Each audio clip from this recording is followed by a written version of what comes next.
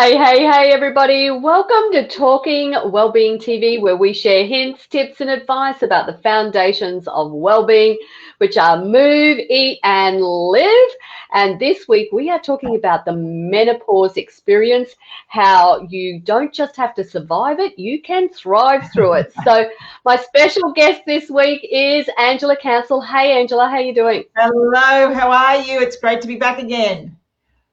Yeah, I know. Pretty exciting, isn't it? So we were debunking and delving into hormones on Monday, which was a really interesting way of looking at it, that it was the reverse of when you're going through puberty. And I really love that, and that analogy to it and everything like that as well too.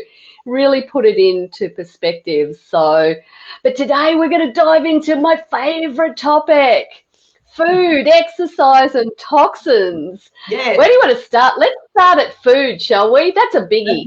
Okay, right.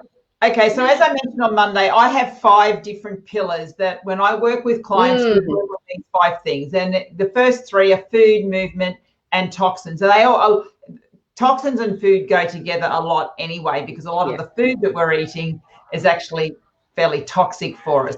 So it's really important. One of the biggest issues that women have that I see when they're coming into this stage of life is they start to put on weight and they struggle to lose it. What they used to do in the past doesn't work now. And I had this issue myself, and where the weight just kept coming on. And in the past, I would just go on a keto diet. I'd drop the kilos and that was fine. This time it didn't work. I struggled to stick to a keto diet. I was craving all these carbs, didn't know why, couldn't understand what was going on, and the weight just kept coming on and on. And I had joint issues as well, because I had osteoarthritis in one hip, and the heavier I was, the worse the pain was within my hip. And I couldn't exercise because I had pain, so it was all kind of going round and round, and couldn't exercise, I couldn't lose weight. It was like, it was just a mess.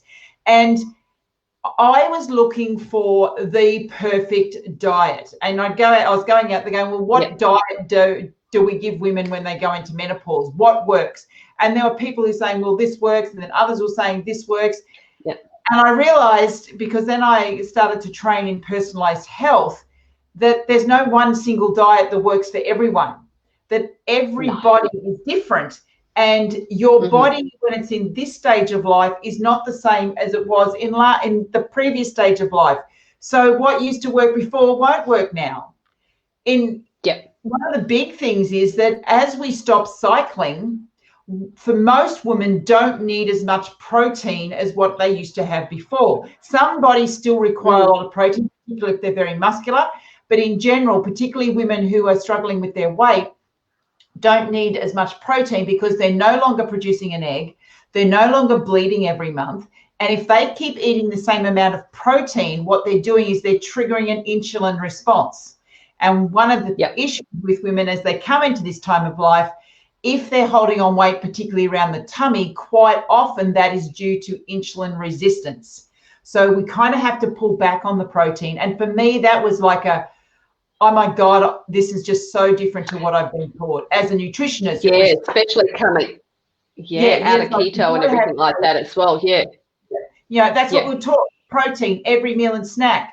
And when you actually start to look at a lot of the research, particularly around nutrition and also in medicine, I'm not sure if I mentioned this on the last call, but when they used to do research, they didn't include women in the research.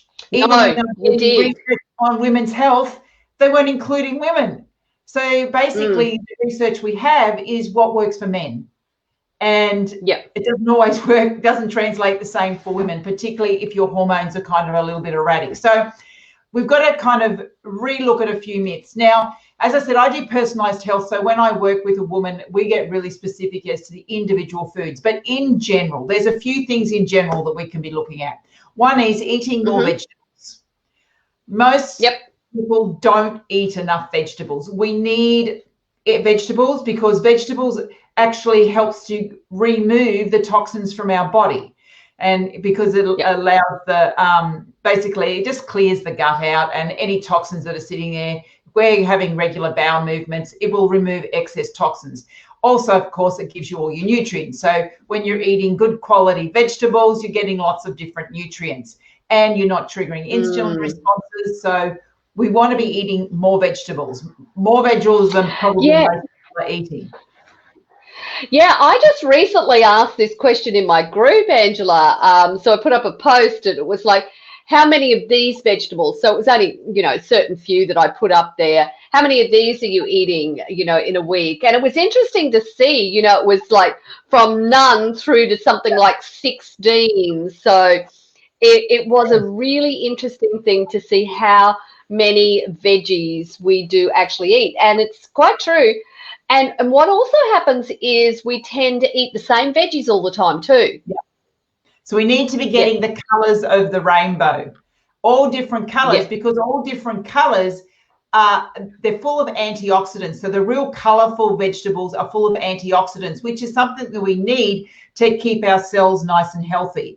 So, lots of different vegetables, and also seasonal. Now, we live in a world where we can actually eat food that's out of season in our local area because it before COVID shut everything down, they fly food in from overseas, and that's actually not the best, because you can imagine that if something's come from China, if it's come from South America, it's had to travel, then it's lost nutritional value. So what they do is they spray it to keep it fresh, they freeze it, they do all these type of things to it. So by the time you get it, it's not live food anymore. We want live food, because the energy within the food is when we eat that, we take that energy in. Now, if someone just says, I'm confused about how much, and I'm assuming vegetables. Leslie, Yeah.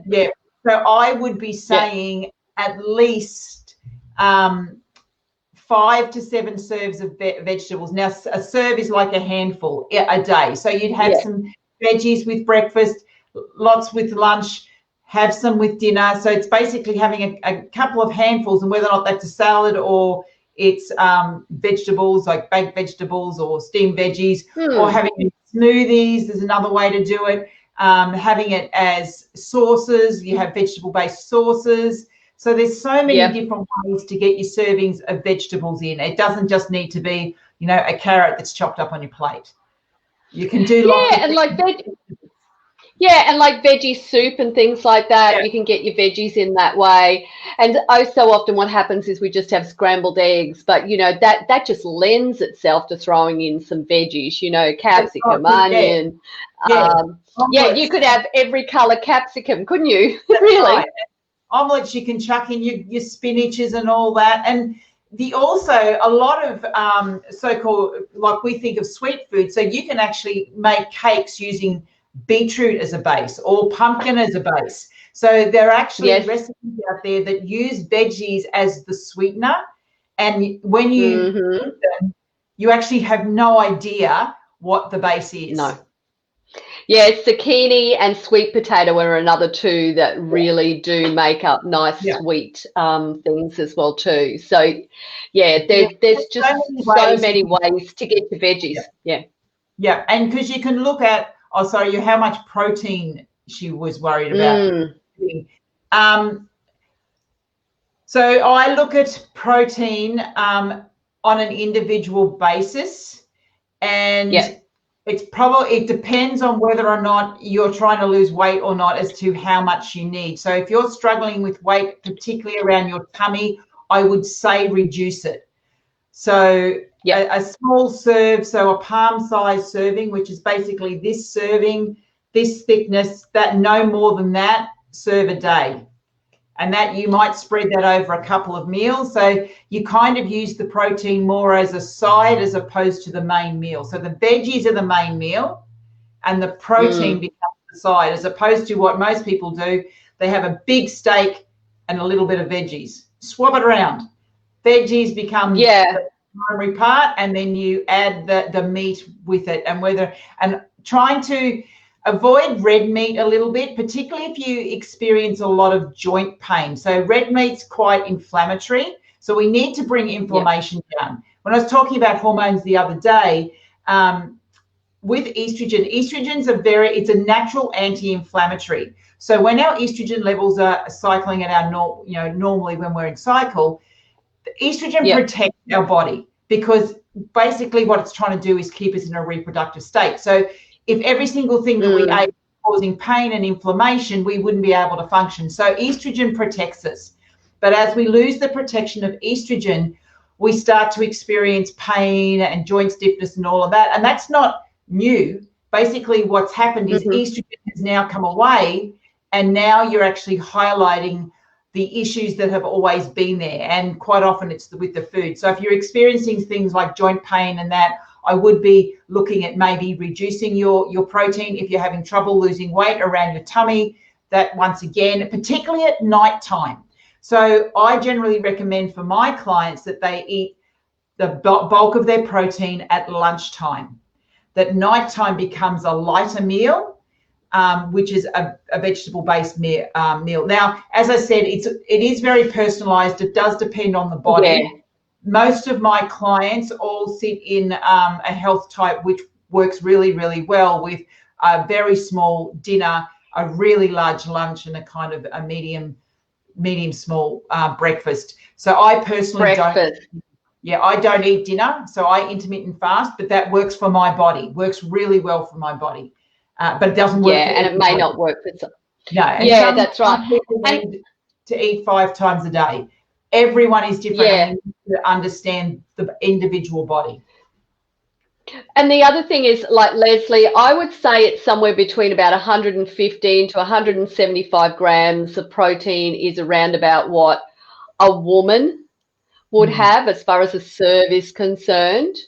So that might give you some guidelines. The other thing that we need to think about when it comes to protein is the amount of exercise we're doing and what type of exercise that is as well, because protein is that building block for your muscles. So, yeah, as Angela's saying, it's not just a one size fits all. And I think it really does come down to, you know, looking at having variety, looking at portion sizes, and just really listening to your body and what it's telling you about the food you're eating as well too, because it will talk to you. Yeah, totally. And just the comment on the carbs.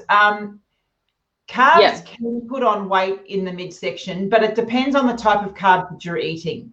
And this is, carbs are kind of being given a little bit of a bad name, but some bodies require a lot of carbs.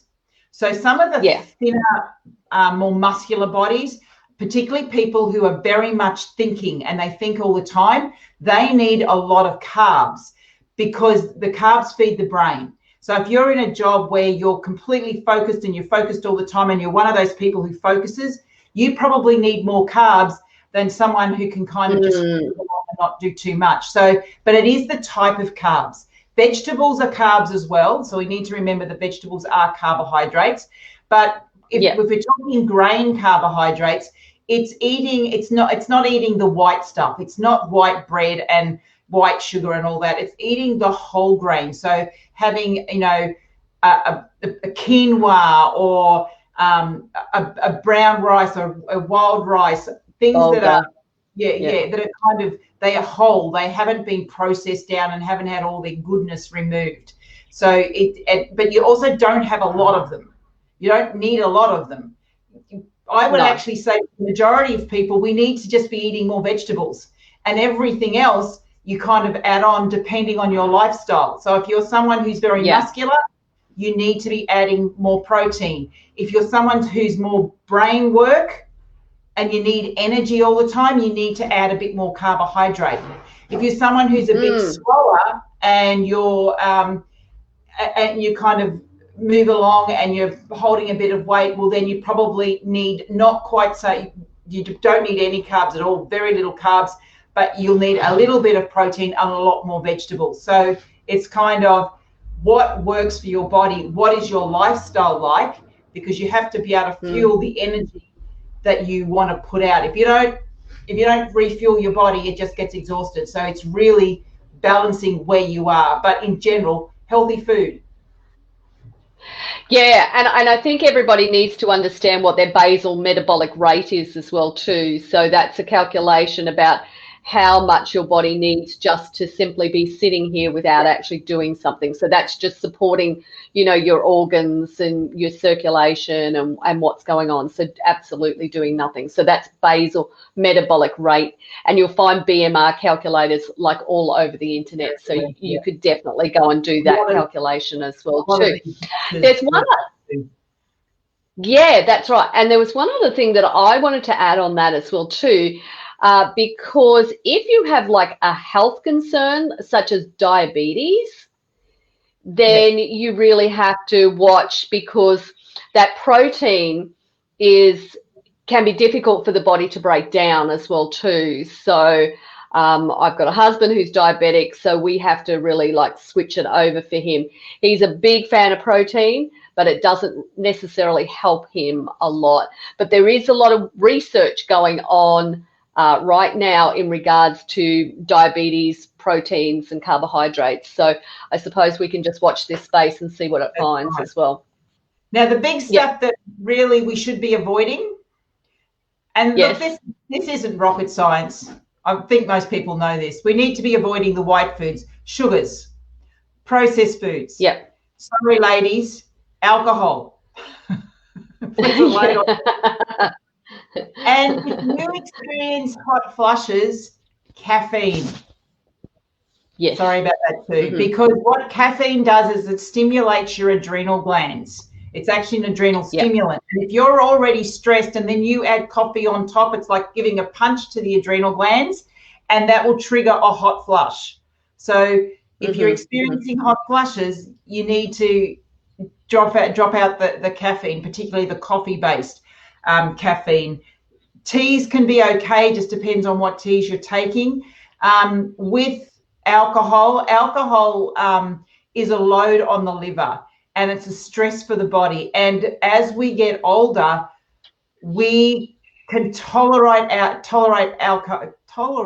alcohol less. We actually can't tolerate as much as we get older. And part of this is because we've spent many years being exposed to all the toxins that go on in the world. And then we're putting more toxins on top. But the liver is where our hormones are metabolized and broken down. So if our liver isn't working properly, we are at a bigger risk for our hormones to be out of balance, and particularly things like thyroid hormones. So with our thyroid hormones, we release a T4, which is 4 iodine molecules. That's not an active thyroid hormone. What has to happen is that T4 has to go to the liver. The liver chops off one of the iodine molecules to make a T3, and T3 is active. Now, if the liver isn't working properly, this conversion won't happen. So we'll have all this T4 running around our body, and basically the brain kind of thinks, well, there's way too much T4, and it then stops producing it. And that's when we can have issues with our thyroid. And stress levels can also impact our thyroid. And our thyroid that's not working properly, if it's sluggish, we won't be able to lose weight because our metabolism slows down. All these different things happen. It triggers an increase in insulin, which then puts on more weight. So there's all this stuff that we need to make sure is working, and it comes from the liver.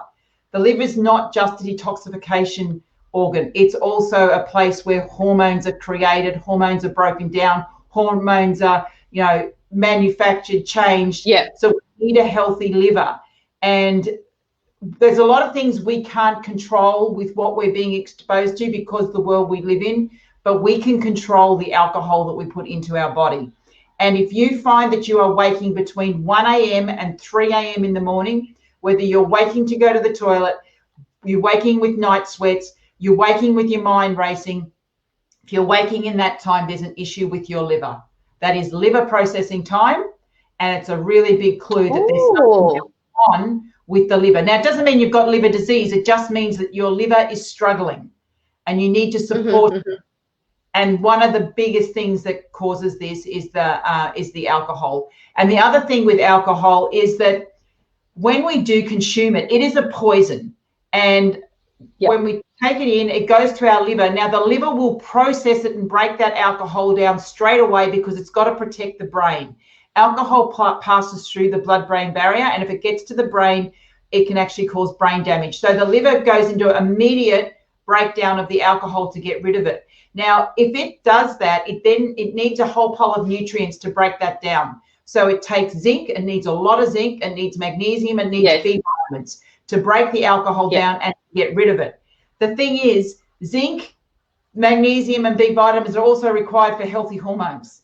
They're also required for a lot of other processes in the body. But if your liver's using everything up, and it will, because it sees alcohol as a poison, so it will try to get rid of it as quickly as possible, then it means that the other systems in your body are not working properly because you don't have enough nutrition. Because it's really hard for us to be getting zinc and magnesium from our diet, because a lot of our soils are deficient. So and someone said to me last night, well, could we just supplement zinc? You can just supplement zinc, but not so that you can drink more. You know what I mean? You can supplement zinc because you need to support your liver and the rest of your body, but not because you can drink more alcohol. But yeah, so we do need to look at that, because that plays a really big role. And then it affects our energy. And then with energy means if we don't have enough energy, then we're tired, we can't exercise, and then we can go back to what exercise does, which is your forte, is why we need to be exercising and keeping our body strong as we grow older, to protect our bones and to have strong muscles and all of that. And you can talk about exercise, but it's all interrelated. It's none of it is. It's not like we've got to look at this, then we've got to look at this and this. It's all interrelated. Our body, every part of our body, it all depends on everything else working. Can I just go back to the caffeine you were talking about earlier as well too, because we talked on coffee, but I did want to highlight because sometimes we're not aware that there is caffeine in your black tea and your green teas. So and also in your chocolates as well too. So it's worthwhile, knowing that, ladies. So when you're thinking about caffeine, that can also come from other sources as well. Now, green tea is very good for you because it's got lots of antioxidants in it as well too. So, but you just really want to be watching how many you have, when you have it in the day, all those types of things as well. So sometimes it's good to swap for herbal tea. So definitely, if you want that cup of tea, now I've got one sitting here. I drink tea all day long. I would drink 3 liters of tea all day long, but it's herbal tea. Right. So there's no caffeine in it. So having, if you want the hot drink, swap it to a nice tasting herbal tea. But be very careful with some of the teas that you get in some of the stores, like T2, which are all full of sugar and artificial colours and flavouring. You want a real herb tea. And if you get teas that have got flowers in them, they're generally quite nice tasting. So if they've got chamomile in them, or they might have calendula or rose. Rose is a beautiful tasting tea. Rose hip's another one. So if you get mixes, that they actually don't taste too bad. You know, some herb teas taste terrible, but others don't. You just get used to the different flavors. So, but they won't give you the kick. And if you need the kick that you're getting from caffeine, well, then that says that there's something wrong with your adrenal glands and your body is not producing the energy that it requires. And you use caffeine to kick yourself along is actually damaging you and actually making you worse. Yeah, and that applies to those of us who are having like teas and coffees first thing in the morning. You want your body to naturally stimulate the energy that is available to it. Now, that's always a tough call, particularly if you're used to having teas and coffees first thing in the morning. So you will go through those withdrawals because it is that little bit, it is that little bit addictive as well too. So if you can push your cup of coffee out, if you're going to have one till, that morning tea time, that's probably a better option for you. And make it a moment. So don't just sit there and mindlessly drink it. Yeah, definitely. The other thing you can do so much is actually just take a lesser strength. So actually only have half strength. So rather than having a full strength, have a half strength, and then just keep reducing the strength of it until basically you've weaned yourself off. But if you get withdrawal symptoms from stopping drinking caffeine, you know the damage it's doing to your body.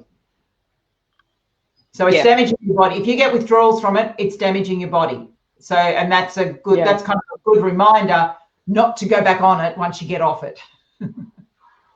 Yeah, okay. That's an interesting way of looking at it. But we are a bit of a coffee society, Angela.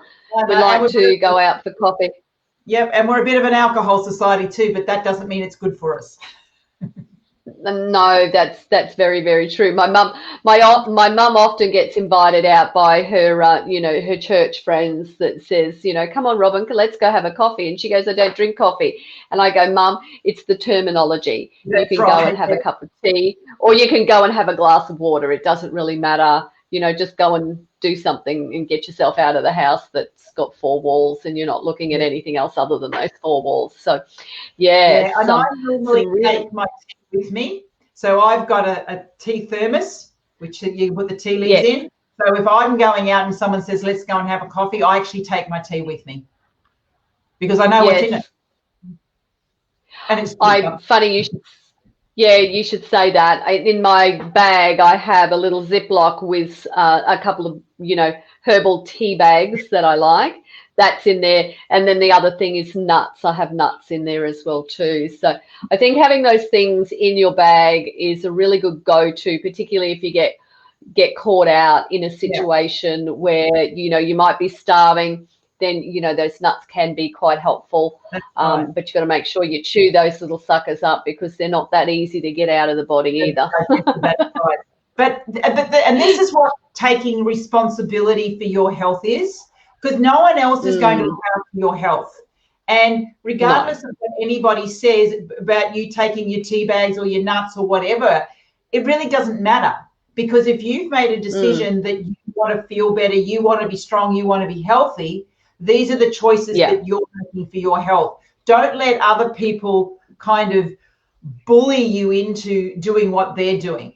You've made a different choice. And, some women know all of this stuff, but they continue to do it, which means they're going to suffer the consequences. They continue to have the symptoms and all of this stuff going on, and then they whinge about the fact that they feel bad they can't lose weight. But if you want to take control, if you want to be in charge of your health, not someone else, don't worry about the fact if you're taking tea or whatever you're doing to go, when you're going out, you look after you. Yeah, I always remember my grandfather saying to me, if everybody jumped out of the window and you can't see a fire there, are you jumping out too? From a very young age, I was taught to be an independent thinker. Don't just follow the herd. We do it so much around food and alcohol. The number of women who say, oh, but I went out and everybody else was drinking. And so, well, yeah, and I get it. It's nice to have a glass of wine, but, if you're in a state where your body's actually right at this moment not able to cope with that, you can still hold a wine glass. You can still put mineral water in it, or you can put some kombucha. You can put something in it so it looks like you're drinking wine.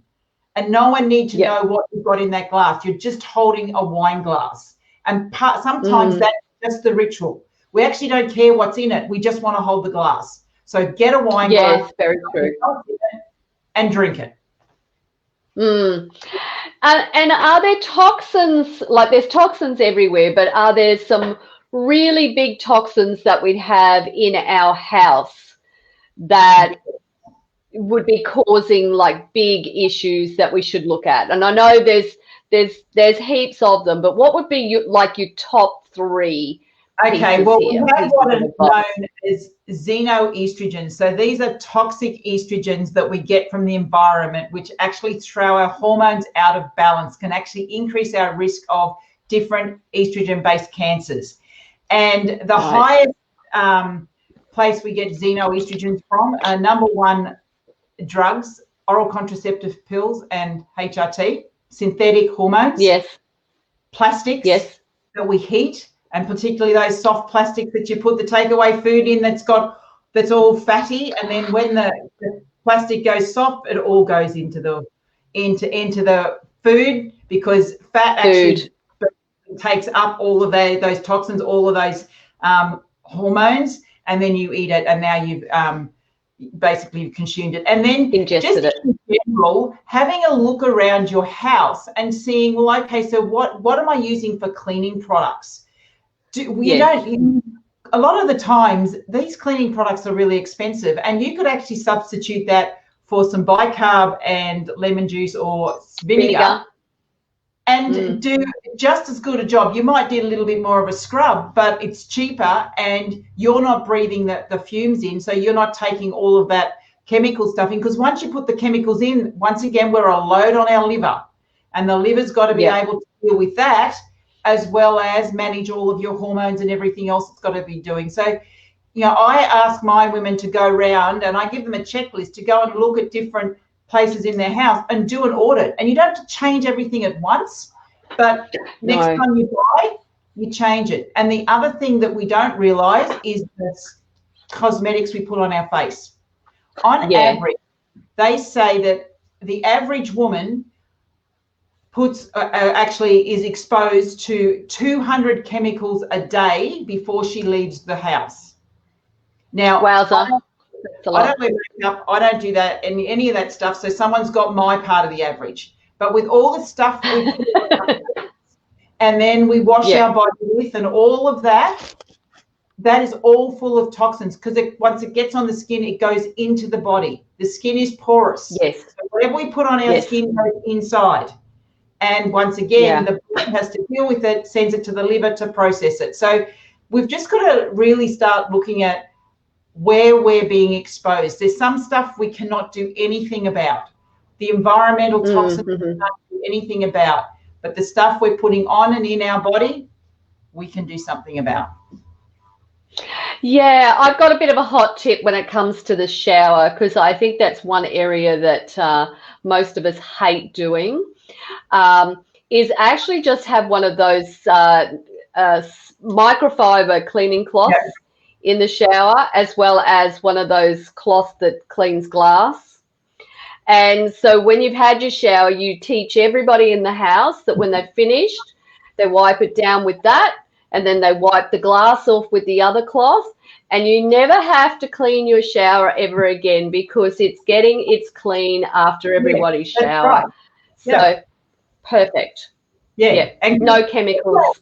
All that scum is all the calcium buildup that's coming through the water, and it's just kind of getting stuck on the walls and the glass. And you can imagine, well, that's all coming through the water. We're breathing all that in as well. Which is why, we just need to try and clean it all out. And that's why drinking water is really good, because whatever we've breathed in, we want to flush out of our body as quickly as possible. Stuff will come in. We live in a modern world. We're exposed to stuff we can't do anything about. So we make sure that our body is clearing as quickly as it can. So whether that's through water or through the bowels, which is eating vegetables, to get everything moving out the other end. Yeah. So can we quickly, I'm just conscious of your time here, can we quickly touch on exercise and the effects with your hormones, menopause? So just give me a quick rundown on your thoughts on that. So with a lot of women start to notice that once they get into this stage of life is that they get sorer after exercise. It just means we need to rest a little bit more. So rather than going hard 7 days a week, we need to give our body time to recover. And I'm sure you do this, is where, some days will be strength days, other days will be maybe yoga or something a little bit more gentle, so more stretching. So we just need to get that balance so that we're not pushing all the time. Also have to be very careful about not over-exercising. And this is one thing I've seen so many times in clinic, when I have women come to me saying, I can't lose weight, but I'm going to the gym and doing 2 hours workout a day. Why isn't it working? Because they're overstressing the body. And when their body's overly stressed, it holds on to fat. So we need to get that balance whereby we are exercising, but we're not over-exercising. We're giving our body time to rest. We're getting a good night's sleep. And most importantly, we need to be building strength, because as our estrogen levels come down, we start to lose bone density. And this is something we can't really do a lot about, but the more muscle we have, that will actually hold the strength around all of the joints. And one of the biggest issues for women as they get older is not having a good balance and not having muscles that support joints. And that's when they have falls and they break hips and all of that. And it's kind of almost the beginning of the end when women kind of have these accidents when they're older. And it's because they don't have the muscles to support the joints, because we naturally do lose, you know, as I said, bone density and all of that. That does settle down a little bit. But we lose muscle too. So we need to work it. We can't just sit on our butt thinking, well, the muscle's going to stay there. We'll lose the muscle unless we continue to keep that strength in there. It's 50%. You lose 50% of your muscle by the time you get to 90. Yeah. So between the age of 30 and 90. So, yeah, it definitely declines a lot there. I was just thinking about, you know, the rest aspect of the exercise. I was just going to say, or you just come and do my FitFlex program, because we actually, both components are equally as important as one another. I always call it the yin and yang of workouts. You do a strength workout, but the next part of it, which is just as long as the first part of it, is your yoga and stretching. So you don't get that muscle soreness, or if you do, it's very, very limited. Right. So, yeah. And it is a matter of, that's right, you have actually having an exercise program that's specifically designed for aches, pains, injuries, and the aging body, because then if you've got one of those, then, yeah, that's not going to have you having all those other problems that you may have along the way as well too. So, yeah, no, that's really interesting when it comes to, and I have seen that where we've gone from 3 hours in a gym type of thing and not being able to change anything, and wondering why that is not working for us. And as you said, it's the stress in your body, the cortisol levels go up, and, you know, you're just holding on to that fat, and it's just not doing you any good whatsoever. Yeah. A little bit of meditation might go a long way in that instance. That's right. and actually eating food, because a lot of those women also then don't eat much. So not only is their body being over-exercised, it's being starved. So it's kind of going, what's going on? I'm running from a tiger and I'm not being fed. So it's doubly stressful. Just not exercise quite as much. Yeah, I know. One of our trainers, Sue, we knew that she wasn't eating enough food. She wanted to run a marathon when she got into her 50s. She wanted to learn how to run one, and she's run several marathons since then. She's now in her early 60s. And she's doing our 28-day program with us. And she said, I've never been a good sleeper, and all of a sudden I'm sleeping well. And I've gone, yeah, you're fueling your body because you exercise so much. Yep. And this is where the personalized part of it comes, because if you're doing a lot of exercise, you've got to fuel. But if you're not doing a lot of exercise, you don't need to fuel. So this is where we've got to look. There's no set, this is exactly what everybody needs to eat. Everyone is different and everyone's got different things going on. So we need to feed our body what our body requires. And the thing is, our body actually knows. And if we listen to our body, it will tell us what energizes us and what actually makes us feel bad. And we start to listen to that and follow that and eat the foods that energize us and get rid of the stuff that makes us feel crap. We've then created our own personalized program. Such an interesting topic, Angela. Thank you so much for joining us. Now you are about to open up your Embrace program. Tell us a little bit about that. So the Embrace program goes through a lot of the stuff that we're talking about here, and it is a personalized health program. So I use a platform called PH360. Right. We use, based on your genetics, we can actually create a specific health program for you, which is the exact foods you need to eat, the right type of exercise, everything based on you. And then it is a group program, and you set your own goals for what it is you want to create. And then as a group, everyone has their goals, but we support each other to get through that 12 weeks together. And there's a lot of education. So I'm very much about educating women. I provide them with the tools. It's not, you have to do this, you have to do that.